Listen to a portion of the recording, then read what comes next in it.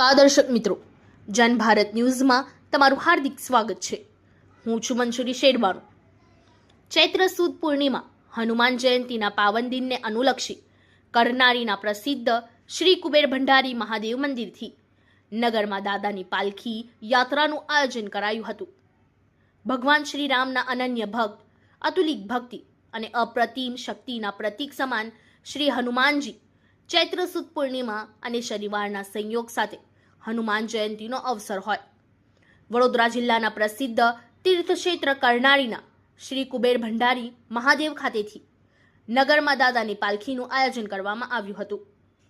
ભક્તિ સંગીતના તેમજ આદિવાસી નૃત્યના સથવારે નિજ મંદિરેથી દાદાની પાલખી યાત્રા નગરમાં નીકળતા આકર્ષણનું કેન્દ્ર બની હતી, જેમાં શ્રી કુબેરેશ્વર મહાદેવ કુબેર ભંડારી મંદિર પંચાયતી અખાડા શ્રી નિરંજનીના સૌ સંતો મહંતો સહિત નગર તેમજ બહારથી પધારેલા ભાવિક ભક્તો ઉત્સાહપૂર્વક પાલખી યાત્રામાં જોડાયા હતા।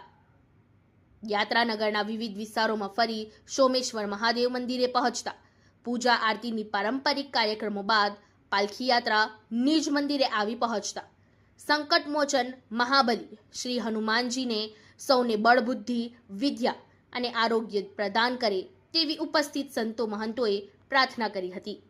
Bureau report Lalabhai Bhatiyara.